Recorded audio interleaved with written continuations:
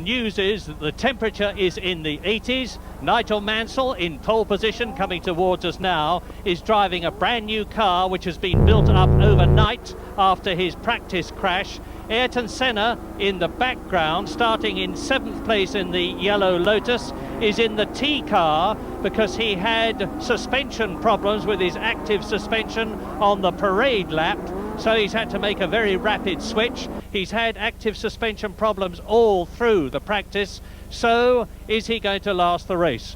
And Senna is the man who finished in 3rd position last year.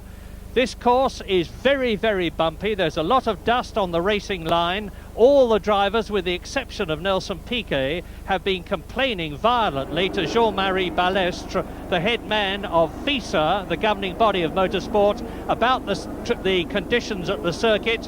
He's said that he's going to ban active suspension next year, but immediately retracted his statement when challenged by Gérard Ducarouge, the Lotus designer. So in pole position, it's Mansell. 2nd on the right is Gerhard Berger. 3rd behind Mansell is Nelson Piquet. 4th is Thierry Boutsen. 5th is Prost. That's the 3rd car on the left. Then Theo Fabi in 6th position. Ayrton Senna is 7th. Derek Warwick is in 11th position. Jonathan Palmer is right down in 22nd place. And Martin Brundle has gone well in the Zach Speed in 13th place. They're coming up now to complete the grid in the background. Don't forget, the problems are likely to be tyres, although the Goodyear technicians say they're fairly confident that, unlike last year, the cars will be able to go through. We'll soon see, because the race is almost on. And it's a good start by Mansell, a better start by Berger. Piquet sprinting through from the centre. And now we need to look at turn 1. Because is it Mansell, is it Piquet? It's Berger. Berger leads. Gerhard Berger in the Ferrari leads. Boutsen is up there alongside Mansell. So already Thierry Boutsen, who was fastest in the warm-up this morning and started 4th on the grid, is well up. Indeed, he's in 2nd place. It's Berger leading, Boutsen 2nd, then Mansell, then Prost is up. Piquet is in 3rd place, not Nigel Mansell. So here they go, Berger, Boutsen, Piquet, Prost, Mansell, Theo Fabi well up. I didn't see Ayrton Senna go through there. Now they're coming up to the complex of 10 bends, some of which they come down into 2nd place, and the yellow flag waving furiously in the background. Does that mean someone's gone off out of picture? Well, it's not Berger anyway. And Nelson Piquet has stalled. That's sensational. That's the World Championship leader. Piquet stalls on lap 1. What a dramatic development. Now he's got to fight his way up from the back, and this gives Nigel Mansell a tremendous chance, but it's Berger leading. Yes, the point though, Piquet's received a push start, and theoretically he'll be disqualified from the race for receiving outside assistance. Whether he will continue in the race until it's confirmed, but Boutsen challenging Berger in the Ferrari. And the Ferrari certainly seemed to have plenty of power as he outdragged Piquet to the first corner, because Piquet made the best start from the first 2 rows and was pushing in between. And once again, the camera didn't follow the race. But look at these two, they're out on their own. And there's Nigel Mansell in the background in 3rd position as we join Satoru Nakajima, who's in trouble already. No wheel on my wagon, on this one anyway. The right front is missing from Nakajima's Lotus Honda, and he's out of the race, and that's Johansson. And Prost. So Prost is obviously, and that's Nakajima, who we've just had a look at his missing right front wheel from the onboard camera. So not a very long race for Nakajima, but that's a sad sight. 2 empty McLarens, both parked. So that's a Zach Speed on the left. It's certainly Stefan Johansson, and it is Christian Danner's car. So Stefan Johansson and Christian Danner out, as is Nelson Piquet. He hasn't, unless he's got going again. Nelson Piquet stalled, and as James said, if he gets a push start, that means he could be disqualified. But now Boutsen leads, as Berger led last year in a Benetton. Now Boutsen leads, and it's Boutsen leading, Berger in 2nd place, and that looks, there's Mansell in the background. And another yellow flag at this corner here. That could be the Johansson-Danner incident, but the yellow flags are being waved. And Boutsen is now confirming the form that he showed in the warm-up this morning, where the Benetton went absolutely marvellous. He was quickest in race trim this morning on full tanks. And Mansell now running in third place, and Piquet effectively out of the race, although I'm sure he'll continue to circulate. But Mansell really has got to get more points than third place. Race order, lap 2, Boutsen leading. There is Berger in second place. Mansell is in third place. Alboreto is in fourth place. Teo Fabi is fifth. Ayrton Senna is in sixth place. In seventh place it is Riccardo Patrese, and in eighth place is Andrea De Cesaris. And that's Martin Brundle parking his car, looking pretty disappointed that the Zakspeed has not been famed for its reliability, but then this season nor has the Benetton or the Ferrari, strangely enough. And Ferrari certainly have had a very bad record over the last half a dozen races for reliability. Benetton have been struggling, but getting better. But certainly the chassis is working very, very well. This is very much a chassis circuit. It's very bumpy indeed, owing to the sort of general subsidence and earth movement that takes place in Mexico City. Here's a strange sight. Nakajima appears to have got back into the race. Unless they're showing a recording. I think this could be a replay of the opening laps. In fact, yes, very much, and that's how he did it. And that was a replay of Nakajima once again driving to the back of somebody else, clearly forgot to brake. There is Alain Prost out of the race, walking in. So we don't know what became of Prost, but we saw him have that contact with Nelson Piquet early in the race, and it looked to me, and that's Stefan Johansson. So the McLaren team, one after another, walking in. A very sad day for them.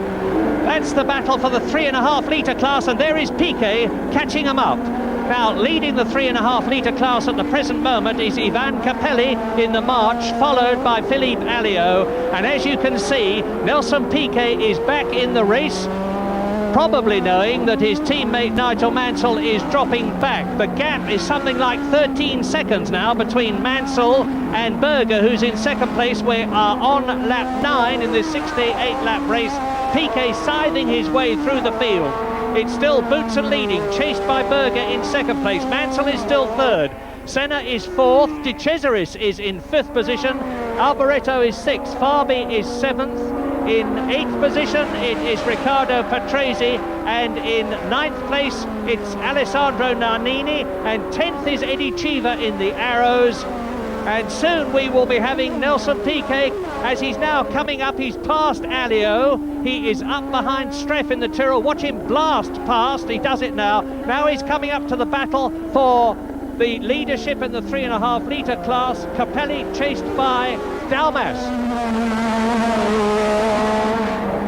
And Berger is making this quite hard work for himself, because most of the time he's sticking pretty close to Boutsen's tail, and Alboreto off the course. Alboreto, is he just parking? He doesn't look as if he's hit anything. Anyway, the car's all in one piece, whether his engine stopped, some sort of mechanical drama, we can't exactly tell. So, just lapping one of the Tyrrells there.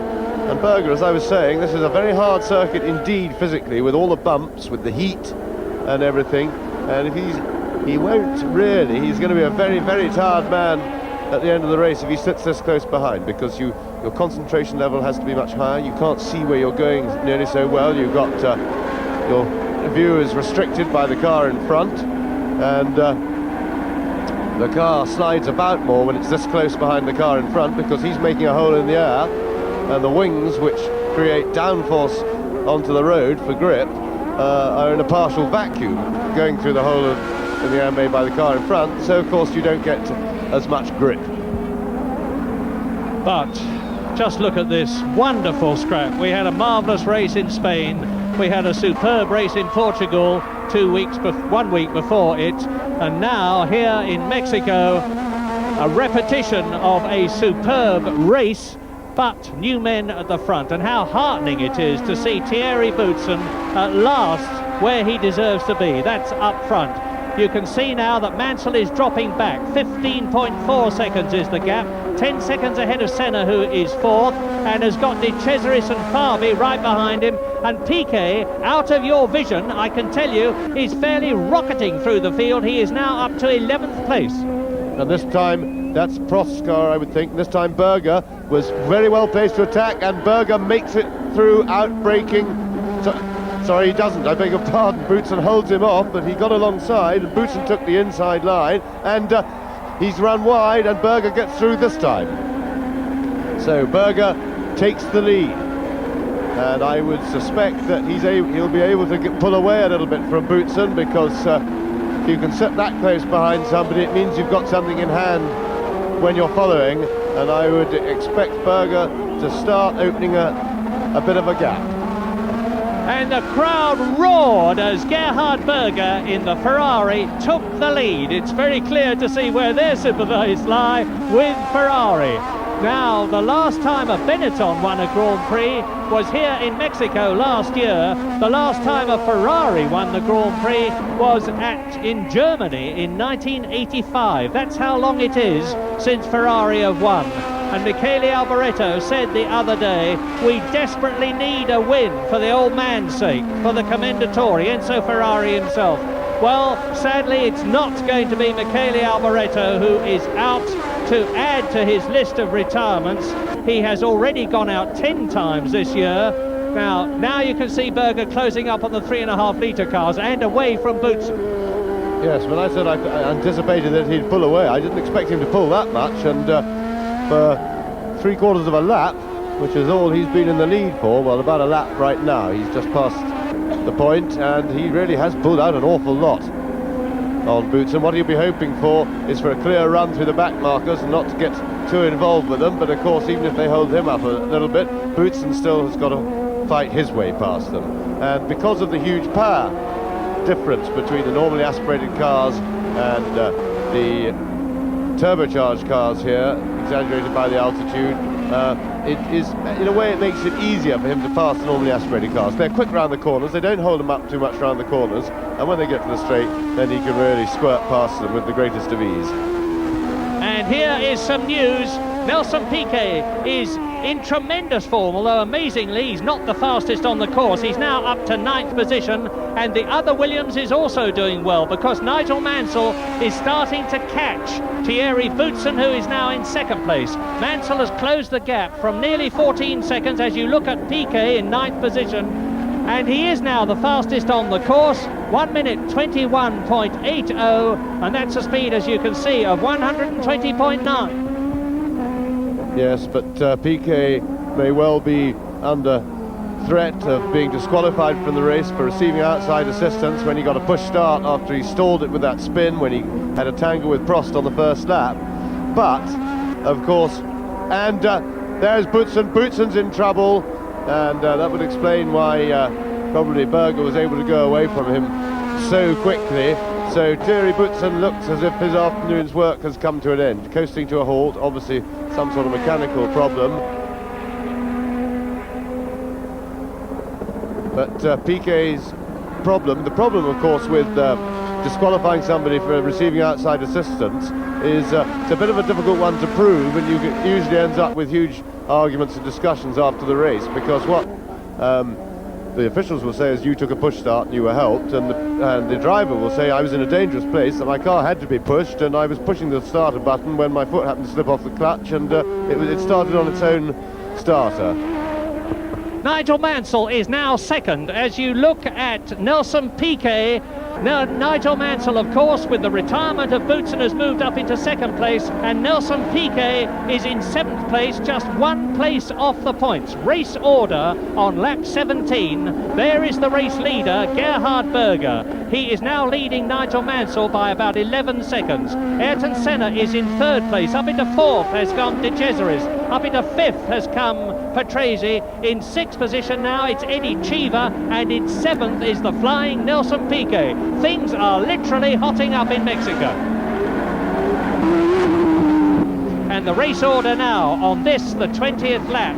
is still Berger leading, Mansell second, Senna that you're looking at in third position. De Cesaris still holding fourth place in the Brabham BMW. Still fifth is his teammate Riccardo Patrese, who is going to Williams next year, and you can see that De Cesaris is only just behind Ayrton Senna. That's how close it is, as Berger has now got ahead of Eddie Cheever and lapped him already. And in sixth position, it's Eddie Cheever. In seventh place, it is Nelson Piquet. And I saw smoke then from the back of Berger's Ferrari, and that looked, yes, definitely, Berger is in trouble, and whatever that is, he can't last for very much longer, maybe a few laps if it's just a small oil leak onto an exhaust pipe, but it looks actually as if it's steam coming from the water system breather, possibly.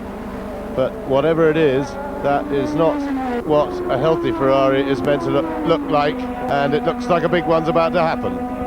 Gerhard Berger is on his way into the pits and out of the Mexican Grand Prix, and in a few seconds Nigel Mansell will be leading in the Williams.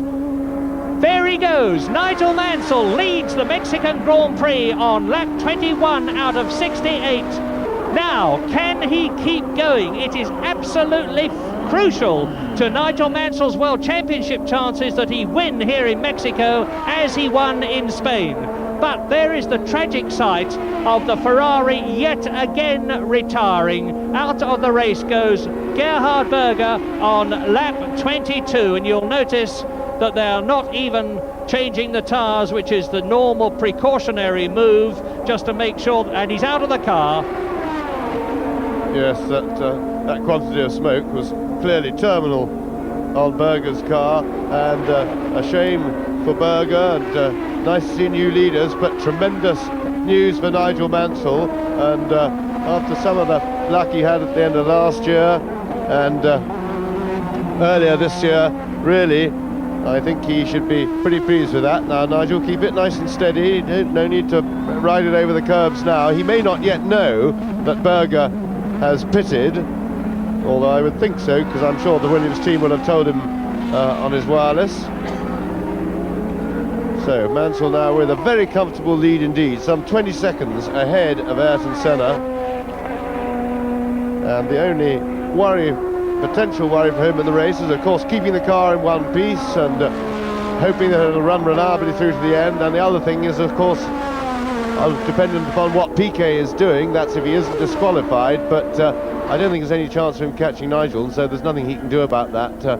Worrying about it won't help him, so I'm sure he'll just be concentrating on now making a good clean run to the end. Here is the story of the Mexican Grand Prix so far. Lap 1, Piquet stalls. Lap 2, out goes Nakajima to be joined by Christian Danner and Stefan Johansson for damage problems. Lap 4, out goes Berger. Lap 8, Alain Prost, who had a chance of winning the World Championship, walks in. Lap 13, Alboreto retires. Lap 16, Boutsen, who was leading, retires. And on lap 22, Berger, who was leading, retires. And Nigel Mansell, the man that you're looking at, takes the lead and is now in the front for the second Grand Prix in succession. He is leading Ayrton Senna by 12 seconds. Senna has got Andrea De Cesaris right behind him in third place.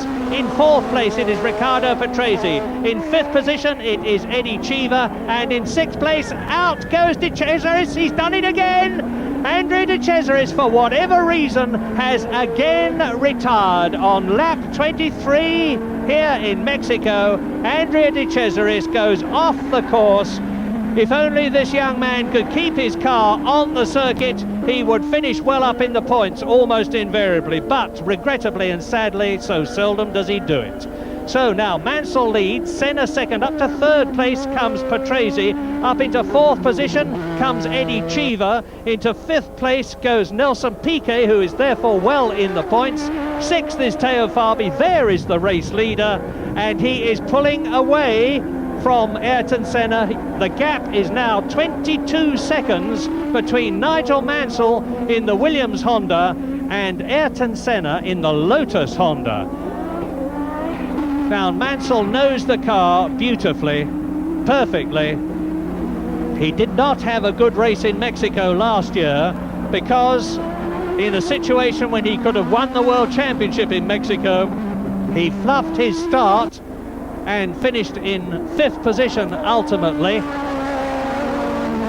after fighting his way through the field, which is precisely what his teammate Nelson Piquet is doing, and he's now up into 4th position. Nelson Piquet, breaking the lap record not once but several times, is now up into 4th place on lap 24, chasing Riccardo Patrese, and he will, I think, fairly soon catch him. Yes, and Mansell won't relish the memory of his performance here last year, because basically that was where he blew the championship, because he was in very good shape at the front of the grid after qualifying, and he forgot to put it in gear. He'd taken it out of gear waiting for the red light to come on, forgot to put it back in gear. He was in neutral when the light went on, and basically that cost him the championship, because even had his tyre, had there not been tyre problems in Australia, there's a good chance he wouldn't have won the championship there, because Piquet was in front of him, remember, and Rosberg was ready to wait for Prost to let him win if necessary. So, because Rosberg also went out with the tyre problem, so he did look like finishing 4th there, and that would have been out of it. So Mexico, he will feel he's got a lot of amends to make here. Well, he's certainly making them. Nigel Mansell is now leading Ayrton Senna there.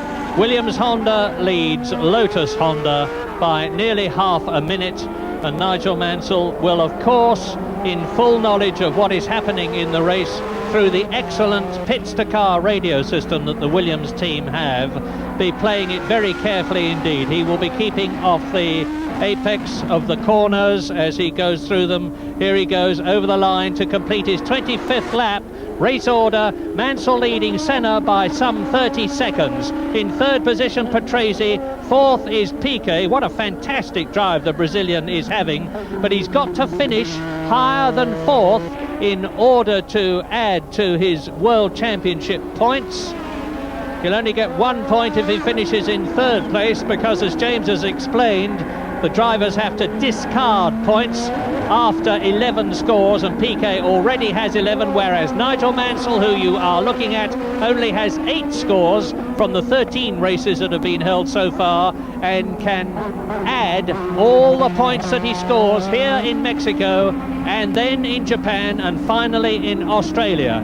So the World Championship is really turning out to be, as it so very often does, a cliffhanger. And there is Riccardo Patrese in the background in 3rd position, ahead of 4th place man Nelson Piquet. Let's see if we see the Brazilian come flying through. No, we don't. Piquet is in 4th place, Chiva is in 5th position, and in 6th place it's Teo Fabi. Nigel Mansell, who goes through and laps the 3.5 litre Tyrrell of Philippe Streff. No, it's Piquet, I'm sorry, lapping Streff. Nigel Mansell is on 61 World Championship points if he stays where he is. But, I say again, the race is only at half distance.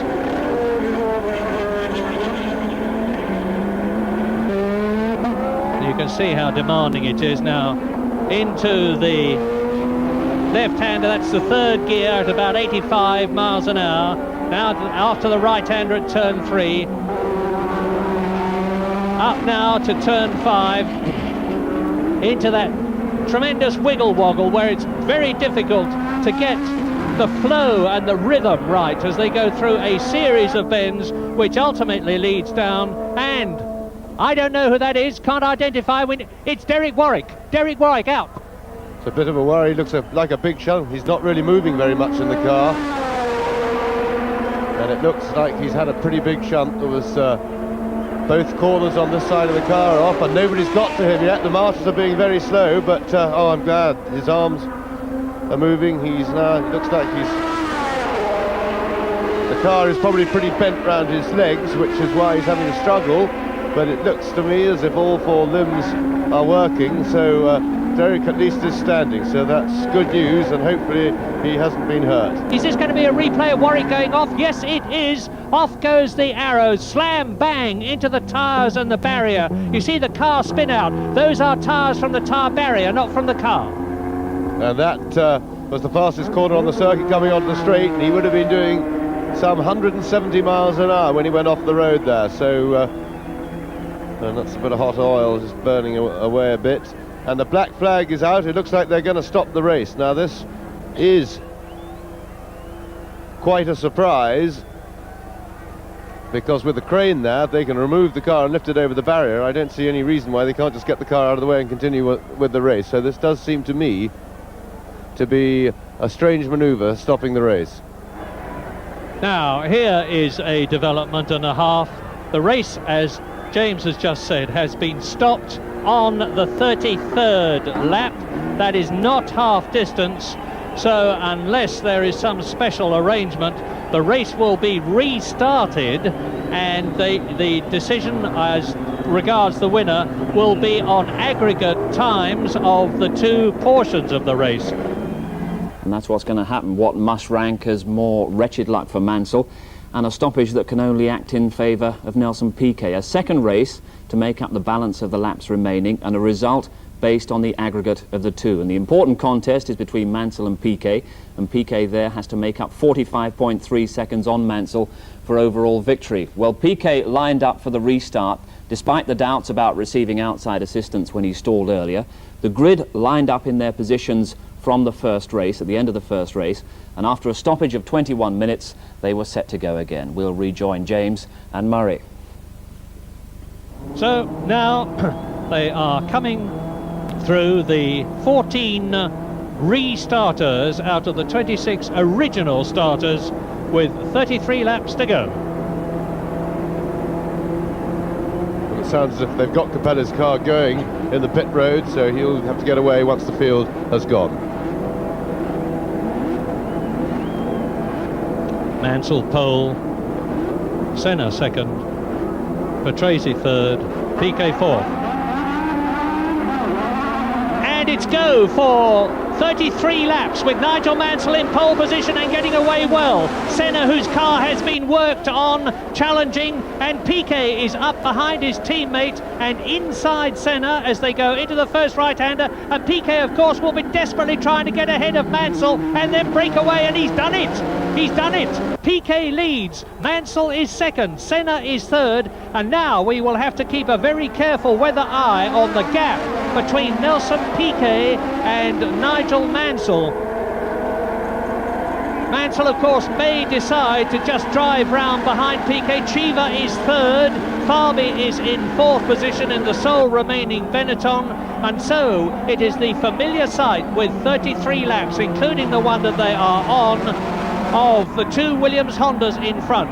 Nelson Piquet leading and about 4 car lengths ahead of Nigel Mansell, there is Ayrton Senna in the yellow Lotus Honda in third position. Honda powered cars first, second and third, and then it's Chiva in a fine fourth position and Patrese fifth. Well, certainly a very lively start by Nelson Piquet. He didn't make a great one, but the power of his Honda engine seemed to be adequate to get himself between Mansell and Senna. Got into the lead, but would think it unlikely that Senna is going to have any delusions about having any chance of winning this race on overall from Mansell. If Mansell has no trouble, I can't see Nelson being able to pull away at a second a lap roughly, which is what he's got to do to make up for some half-minute deficit that he's got on his hands.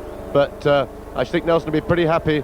In fact, it's 3/4 of a minute. 45 seconds is the difference on the road, so all Nigel had to do is just sit behind Nelson. There's no reason for him to rush past him or anything like that. He's in a commanding lead of the race, and he can let Nelson have his fun and just keep him covered. But of course, pride is an important feature, and if he gets near the end of the race, he might feel it'd be nice to win both halves of the race on the road properly. So it's the two Williams cars setting the pace on the second of this 33-lap second segment of the restarted Mexican Grand Prix. And both of them rocketing away. Well, Mansell is certainly not giving in. As James has said, There is no love lost between Nelson Piquet and Nigel Mansell. Indeed, Frank Williams himself admitted the other day that he had tried desperately to dampen the fire that smouldered between the Brazilian and the Englishman. And Mansell challenges and comes right up alongside Piquet, and at the critical moment takes the apex of the bend and loses it again. Well, I don't think that was very clever driving by Nigel Mansell at all then. He got himself offline, and he had to go on the slippery bit of the track, and he could so easily have thrown his chance of the World Championship away if he'd slithered into Piquet then, and you saw him slithering a bit.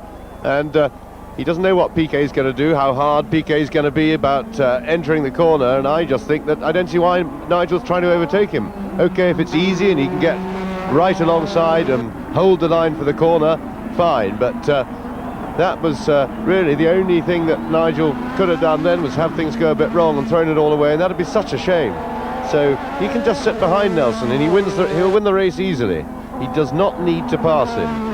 He can pass him if he gets an easy opportunity, but it's a mistake to try and fight his way past, quite definitely. Because Nelson, we know there's no love lost, and Nelson is not going to make it easy for him. That you can be absolutely certain about.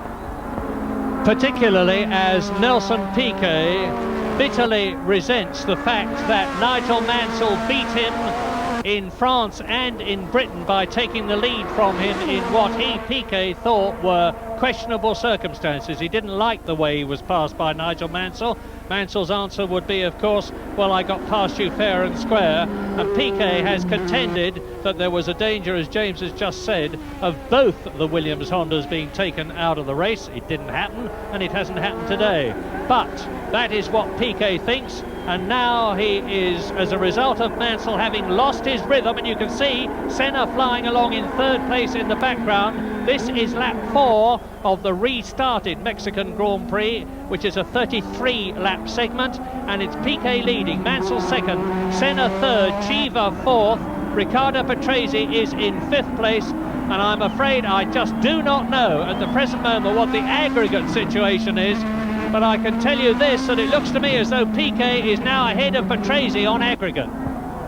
Yes, and hopefully that little moment that Nigel had when he got on the slippery stuff, trying to pass Nelson unnecessarily, either that or Nigel's beginning to drop back quite quickly, either that or maybe Mansell's in some sort of trouble, because he's now falling back quite a lot. I thought maybe he's just realised that the sensible tactic was to take it easier, just sit behind Piquet, but I can't see that Nigel would have dropped back this much. Well, he's not too far back. Maybe he's just doing the sensible thing tactically and just sitting on his very big lead that he has in the race.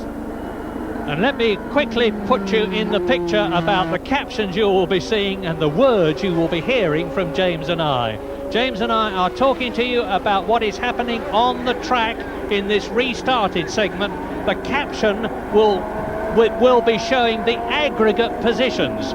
You just saw Senna second on aggregate and Piquet third, because as I suspected, Piquet has already made up in time the gap that existed between himself and Riccardo Patrese when Patrese was third and Piquet was fourth in the first segment of the race.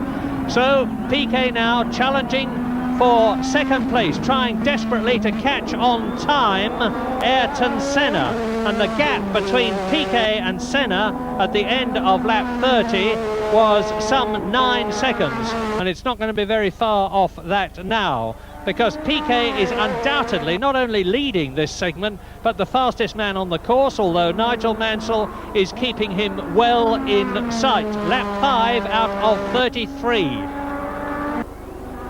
And Mansell is speeding up. The fastest lap we've had so far was Nelson Piquet that you're looking at, leading the segment, second overall, 1 minute 19.4, a whisker off the lap record. But now Nigel Mansell has gone round in 1 minute 19.7, and Piquet replies with a new lap record, 1 minute 19.2, 124.86 miles an hour. So that is on lap 51 overall, and Nelson Piquet has broken his own lap record by 1/10 of a second. Doesn't sound very much, but remember last year they had any compound of Goodyear tyre that they wanted, and also they had a higher boost level from their turbochargers than they are permitted this year.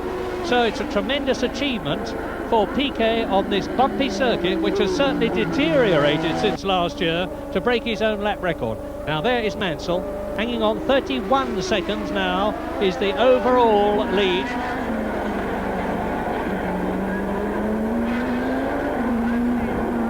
And if we watched Capelli's March car following Mansell through the S-bend, you get a pretty clear idea of just how nimble the normally aspirated cars are, and how, in fact, more manoeuvrable than the big, slightly heavier turbos. And of course the turbos, what really hurts the turbos is they, on half throttle, the engine is not very responsive, so they have a throttle response problem, which of course the normally aspirated cars don't get. But certainly through this twisty bit, Capelli can pretty much hold on to anybody, the quickest Williams is. But of course once we get to the main straights, it's waving bye-bye.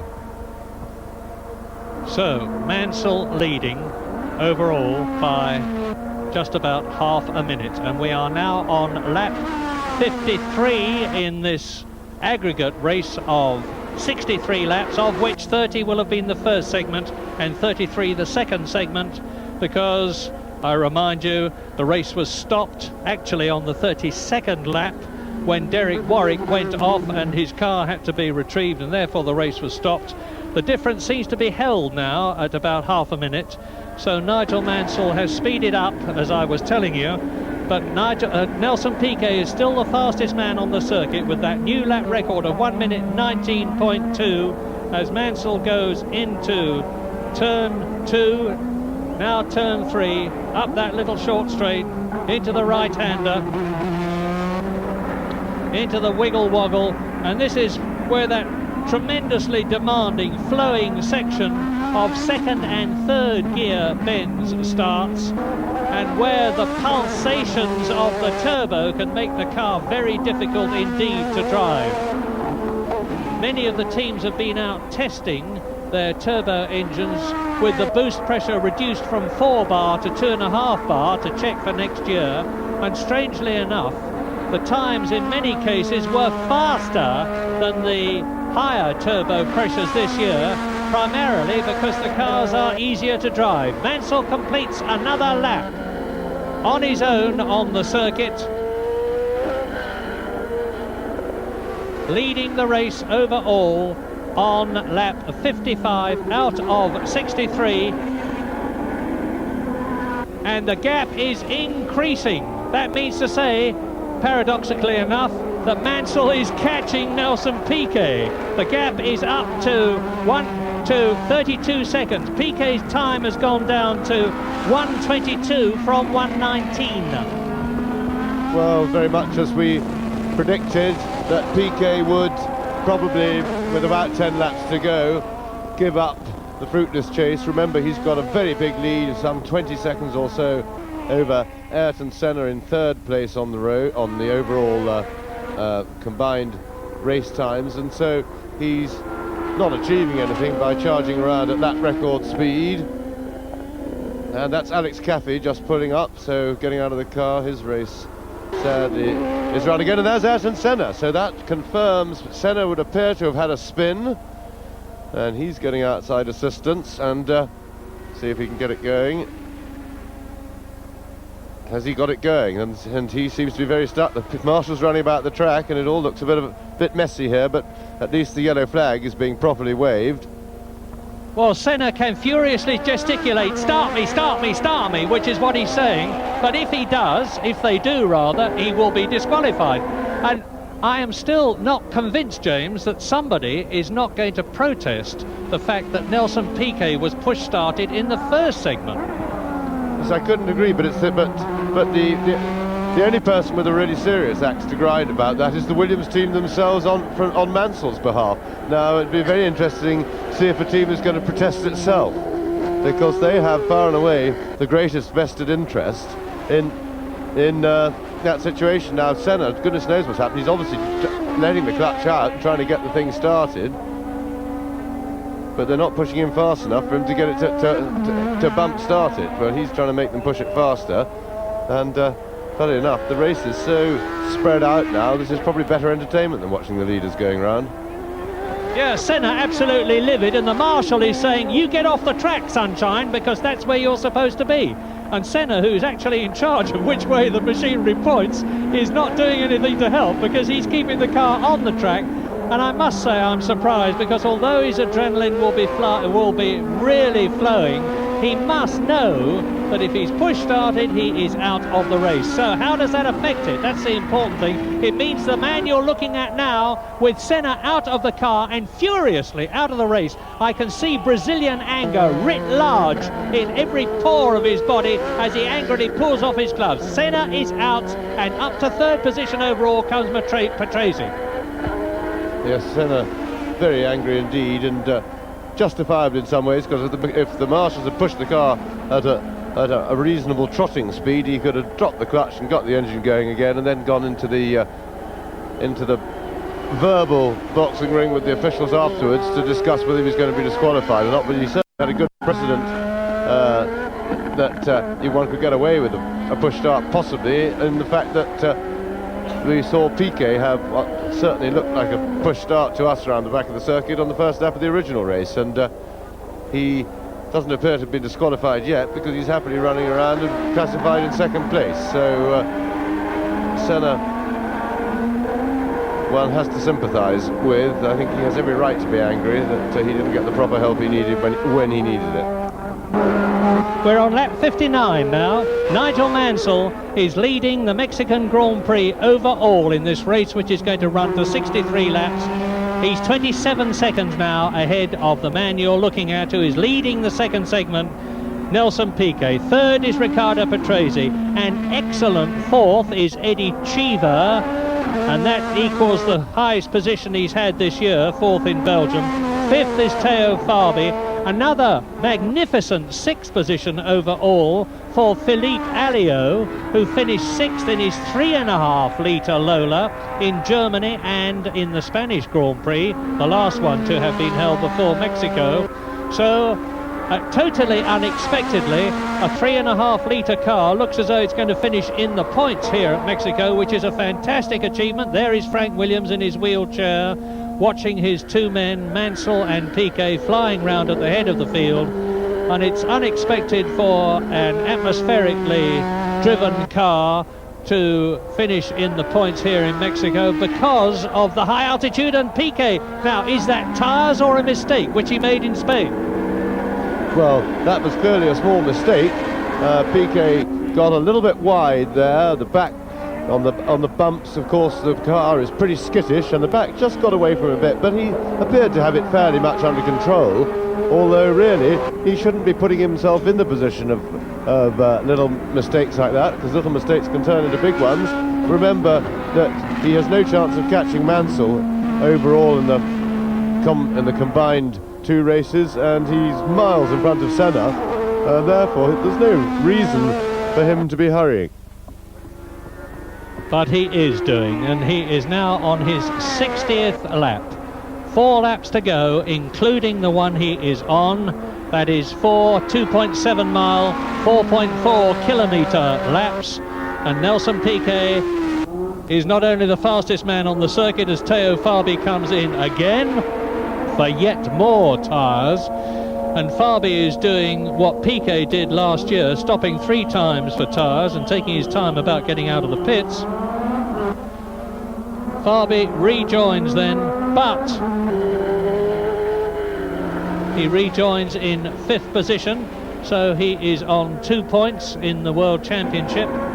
He's 7th equal at the present moment with his teammate Thierry Boutsen, who of course has long since retired after leading in the opening stages of the first segment of the Mexican Grand Prix. And Piquet now is on his last lap but one. He's on lap 62 out of 63. He has to finish this one and then go into the 63rd lap and last lap in what has certainly been an intriguing and truly interesting race. Yes, it got a little bit processional with the restarted race, but there was plenty of action and drama in the first part of the race. The first lap, most uncharacteristic mistake by Alain Prost. I can hardly remember when I last saw him making an error, certainly not in the last couple of seasons that I can think of, and that he made rather an overly optimistic overtaking manoeuvre at an odd point to choose, which is in the middle of the S's, attacked Piquet, and of course those are coming together. Piquet then appeared to, well, he spun and appeared to stall his engine, but and he got what appeared to be a push start, but so far we've heard no news of any potential disqualification, because technically you are disqualified for receiving outside assistance, but nevertheless he seems to have got away with it. And as we watch Piquet go round, but of course Nigel Mansell has really made amends for his disastrous slip last year here that cost him the World Championship last year at the start when he had the car in neutral, but he's made no mistake this time. He's driven, apart from one little blemish just after the restart when he tried to pass Nelson Piquet for the lead on the road, and there is Mansell, a lead that he didn't need because he had 45 seconds lead from the first race on Nelson Piquet, but I think that gave him enough of a fright, because he had a bit of a moment, and that gave him enough of a fright for him to realise the error of his ways, and that it was much safer and more sensible to sit behind Piquet, and a well-deserved win. So Mansell can win the championship now by winning both the last two races, or by finishing first and second. Would have to be second if Piquet wins the race that Mansell's second in, and if Piquet doesn't win, Mansell can still be third in the other race, a first and a third, with Piquet having anything but a win. And there's the flag. So, Nigel Mansell has won the Mexican Grand Prix. That is his 6th victory of 1987, and a quite magnificent drive, because he took the lead and held it in the first 30-lap segment, and although he finished second to his teammate Nelson Piquet, and there is Piquet in the second segment, he did so on his own conditions, because he has paced himself all the way. A magnificent victory. And when you realise that Nigel Mansell has actually retired from 5 races this year, usually when he's in the lead through no fault of his own, a wheel nut in Hungary, an engine problem in Monaco, an engine problem in Germany and Portugal, and you can argue about whether it was his fault in Belgium, where he had his historic coming together with Senna, but Nigel Mansell would have been world champion long ago, but for the appalling luck he's had this season. But never mind that. Nelson Piquet now leads the championship with 73 points as a result of his second position here in Mexico. Nigel Mansell has closed the gap from 18 points to 12 points as a result of his win here in Mexico. Ayrton Senna is third in the championship and Prost is fourth, but they are both out of it. And there is the result of the Mexican Grand Prix. Victory for Nigel Mansell, second for Nelson Piquet. Williams-Honda first and second again. A brilliant third for the new Williams man in 1988, Riccardo Patrese. An excellent fourth for the Arrows Megatron of Eddie Cheever. Fifth, the Benetton of Teo Fabi. And sixth, and winner of the 3.5 litre category in his Lola Cosworth, Frenchman Philippe Alliot. And a bit of a contention there between Alliot and the officials, as Piquet, the winner of the segment, the World Championship leader and second overall in Mexico, exits the Williams. But a wonderful victory for Nigel Mansell. Well, the race was in 2 parts. You must have felt pretty downfallen after the race was stopped. I mean, how did you pick yourself back up and go out and stay ahead in the second part? Yeah, I mean, it's just amazing, really. For whatever reasons better known to everyone else, I don't understand why the race was stopped. Equally, I must take my hat off to the luck that Nelson is having again, because I saw the spin with Alan, and I believe that he was push started. I remember the day that when you were push started, when you weren't in the way, you were disqualified. But there you go, compliments to him. But in the second part of the race, it was very, very difficult because I felt I was a little bit quicker, tried to overtake a couple of times, and I think the television will show what happened. Well, it seemed to us it looked like one of your best drives ever because you were very neat, very controlled. How do you rate your drive today? I would say that even now I'm very restrained. I'm very happy that I've won, but you know, a little bit annoyed that the race was stopped in the first place, and a little bit disappointed that although I've won, someone else has a tremendous amount of luck. Well, you've closed the points a little bit, and I know you don't want to talk about the championship and the next two races, but there must be just a little bit of glimmer of hope there for you. Any comment? Any comment? Yes, I mean, last year, as I said, the championship will take care of itself, and it'll take care of itself this year. I just hope that everybody plays fair, they give me a reliable car for the next two races, and who knows what can happen. You know, perhaps we might win the next two. Tony Jardine with Nigel there. Aggregate race result, another Williams 1-2. Mansell from Piquet. Patrese third in the Brabham, his best result of the season. Cheever fourth in the Arrows. Teo Fabi fifth in the Benetton. And Philippe Alliot surprisingly sixth in the normally aspirated Lola. So the point situation, not really any clearer, although James had a brave attempt at explaining it. Mansell closes the gap to 12 points. He will certainly be world champion if he wins the two remaining races in Japan and Australia. Piquet can only increase his points total by winning, but he can clinch the title now in Japan if he wins and Mansell fails to score. But Nigel, I'm sure, will be determined to take the contest all the way to the final round. Next Grand Prix, Japan, November the 1st.